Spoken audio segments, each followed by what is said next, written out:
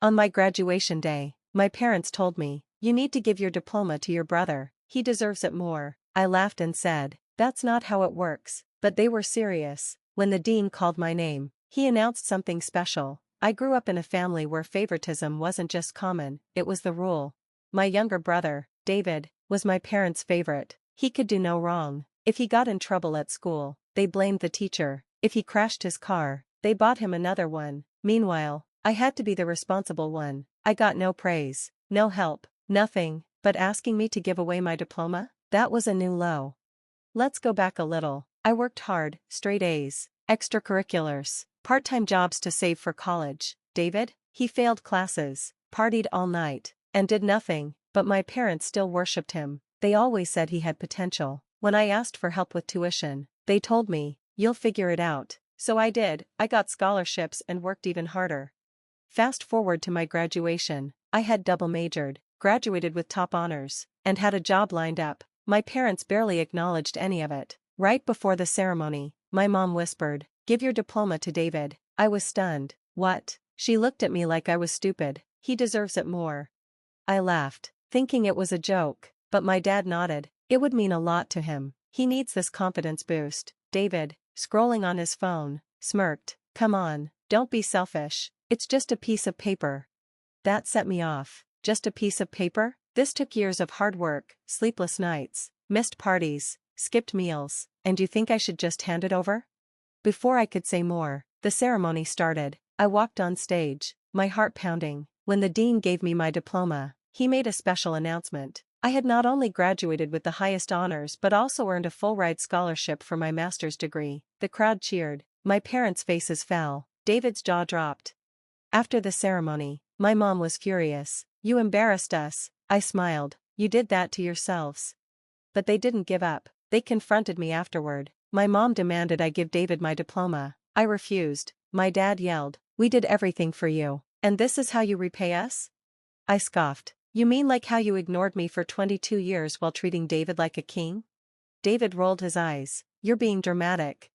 That was it. Dramatic? Do you have any idea what I went through to get here while you partied, and now you want me to just hand it over? Silence. I shook my head. "You don't deserve it. None of you do." Then I walked away. I blocked their numbers and moved across the country. I even changed my last name so they couldn't claim my success. When I got my master's degree, I sent David a picture with a message, "Still just a piece of paper." For a while, my life was peaceful. Then I got an email from my mom, "Your father is sick." At first, I ignored it, but I finally read it. It was dramatic nonsense about family coming together. And then the real reason: "David is struggling. He needs you." I deleted the email. Not my problem. But a week later, I came home and saw someone waiting on my apartment steps. "David." I froze. "How did you find me?" He smirked. "Nice place. Expensive, huh? Guess all that hard work paid off." I ignored him. "What do you want?" He sighed. "Dad's really sick. Mom's a mess. She's been crying for weeks." I crossed my arms. Not my problem. His jaw clenched. "You're still holding a grudge?" I laughed. "A grudge? You all treated me like nothing for years, and now that you need money, suddenly I matter?" He rubbed his face. "Mom needs help with the medical bills. Insurance won't cover everything. They're thinking of taking out loans." I shook my head. "Let me guess. You told them I'd pay for it." His silence said it all. I stared at him. "So, after ignoring me all my life, now I'm supposed to save them, because I'm successful?" David looked away. "They think you should help because you can." It didn't hurt, it was just predictable. I sighed. "And what about you? What are you doing to help?" He shrugged. "I'm trying to find work." I laughed. "Good luck with that." Then I walked inside and shut the door. I narrowed my eyes. "Trying so you don't have a job?" I said, watching him squirm. "Not right now," he replied. "Of course, typical." I scoffed with a cold smile. "So, let me get this straight. You, the favorite child who never lifted a finger, are still jobless, still leeching off mom and dad, and still expecting me to clean up your mess?" He didn't even try to deny it. I shook my head. "Get out of here, David." As I reached to unlock my door, he dropped a bombshell. "If you don't help, they might lose the house." I froze. In that moment, everything clicked. A bigger scheme was at work. It wasn't just about Dad being sick. It was about money. They didn't only need help with medical bills, they were drowning in debt and were desperate. I turned slowly. Let me guess, Dad didn't save any money, did he? And Mom spent every penny just to keep you afloat, leaving nothing behind? David replied simply, nothing. I laughed bitterly, shaking my head. This is karma. Every decision they made has led us here. He stepped closer, looking serious. So, are you really just going to let them lose everything? I looked him in the eye. They let me lose everything, I thought, as I walked inside and locked the door behind me. That night, I couldn't sleep, not because I felt guilty, I didn't, but because I knew this wasn't the end. David never showed up without a plan, and I suspected that my parents weren't just asking for money, they were expecting it, and if I didn't handle it carefully, they would try to take everything by force. A legal surprise soon followed. Things were quiet for a while. David left after that night, but I knew it wasn't over. My parents weren't the type to accept failure. They'd spent their lives twisting situations to get what they wanted, and I was sure they were planning one last move. About a month later, I received a letter from a lawyer. I first thought it was a mistake or junk mail, but when I opened it, my stomach dropped. It was a legal notice from my parents, suing me for emotional damages and financial abandonment. I had to read it several times. It was so absurd I almost thought I was dreaming. They were taking me to court because I refused to help them financially, listing unpaid medical bills and lack of family support as reasons.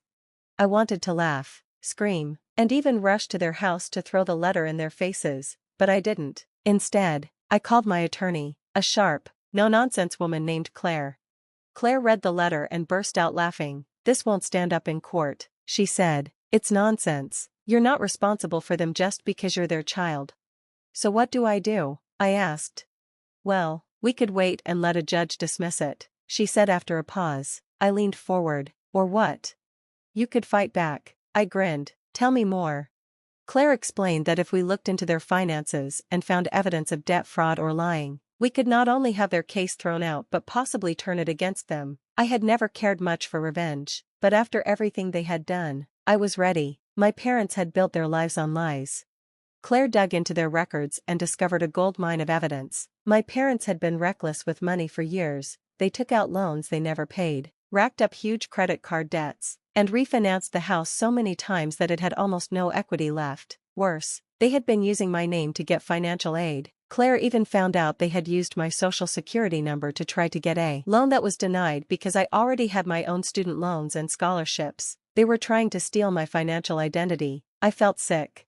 David had warned that they might lose the house, and now I understood why. It wasn't just about Dad's medical bills. They had spent every dollar as if money would never run out, and now they were desperate enough to sue their own child. We built a case against them. With Claire's help, I filed a countersuit for fraud and identity theft. Just like that, my parents' attempt to manipulate me backfired. They were about to lose far more than their lawsuit. A few weeks later, David panicked and called. I let it go to voicemail until he texted. What the hell did you do? I smirked, answered his call, and he demanded, did you really sue Mom and Dad? I relaxed in my chair. Yup. He was furious. You're ruining everything, he yelled. They're talking about bankruptcy, they might lose everything. I laughed bitterly. They did this to themselves. Are you serious? He snapped. They're my parents, they should be looking after us. He insisted. I replied coldly, you don't get it. You never were my real parents, not in the way that matters. David was breathing hard, angry and desperate. You're putting us all in danger, he whispered. I paused. What do you mean? After a moment, he whispered, they borrowed money from the wrong people. My stomach dropped. David, I said slowly, who did they borrow from? There was silence. Then, very quietly, he muttered, I think they're involved with some dangerous criminals. I gripped the phone tighter. You mean like violent loan sharks? Not just regular ones? He asked. Worse, people who don't care about the law.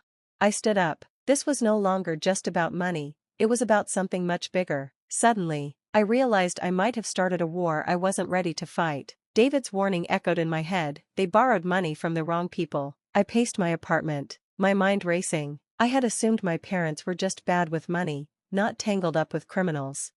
David, I said, forcing my voice to be calm, who exactly did they borrow from? There was more silence. Then he muttered a name I recognized from the news as a man involved in fraud, extortion, and violent debt collection. My parents, in their usual poor judgment, had taken out loans from a criminal, and now they were in deep trouble. I didn't want to go back home. but I couldn't ignore the feeling that this was about to get out of hand. So, I booked a flight. When I landed, I went straight to my parents' house. The place looked worse than I remembered. The lawn was overgrown, the driveway cracked, and the mailbox was gone. When I knocked, it took a full minute before my mom opened the door. She looked terrible, bags under her eyes, unkempt hair, wrinkled clothes. For a moment, she just stared at me, then, without a greeting, she snapped, "Why are you here?" "I need to talk to Dad," I said, stepping inside without waiting for permission. She scoffed, "You've done enough, haven't you?" I ignored her and walked into the living room where my father sat. He looked weak and worn out. When he saw me, he muttered, "So the prodigal child returns." I crossed my arms. "Cut the crap, Dad. We need to talk about the money you owe to these people." That got his attention. He sat up straighter and glanced at my panicked mother. "There's nothing to discuss," he said. I laughed. "Oh, really?" Because, at that moment, my mom flinched when David's name was mentioned. David was here, I noted, and it hit me. They were scared. Not of me, but of him. A house built on lies was about to fall apart. Just then, David walked in, his face full of anger. "Why the hell did you come back?" he hissed. "To fix the mess you all made." I shot back. "Tell me the truth. How much do you owe?" David's eyes darted to my father, then my mother. Nobody spoke, and that's when I realized David was also in debt. Not just my parents. I turned to my mom. "Did you lie to me?" She swallowed hard and looked away. David rubbed his face and muttered, "You wouldn't understand." I snapped. "I wouldn't understand? I worked my entire life to build a future, while you all treated me like nothing. You partied, messed up, and now you're so deep in debt that you turned to a criminal for help." David looked furious. "It wasn't like that," he insisted. "Then what was it like?" I demanded, "because from where I'm standing, you're the same selfish. You always expected me to clean up after you." He interrupted. Then something inside me broke. I turned to my parents, trembling with anger. "All those years you told me I had to be responsible, that I had to work harder because David needed more support, when really you raised a spoiled kid who never faced any consequences. And now, look where that's gotten you." My father stood up, leaning on his cane. His face was red with anger. "We did everything for you," he shouted. I laughed bitterly. "Everything? You treated me like nothing, you pushed me aside just to spoil him. And now, when you need help, you expect me to fix it." My mother started crying, real tears, not just guilt. "You have the money," she whispered. "You could help." I felt a punch in the gut. Even now, after everything, she didn't see me as a person, only as a resource. My fists clenched. I knew I would never be free until I walked away. So I did. I turned, walked to the door, opened it, and before leaving, I looked back. "This was your choice," I said, "not mine." Then I stepped outside, and for the first time, I felt free. Thanks for watching. If you liked this video, please like, comment, and subscribe for more great stories. Don't forget to tap the notification bell, so you never miss an update. Share your thoughts in the comments. We love hearing from you. See you next time, and take care.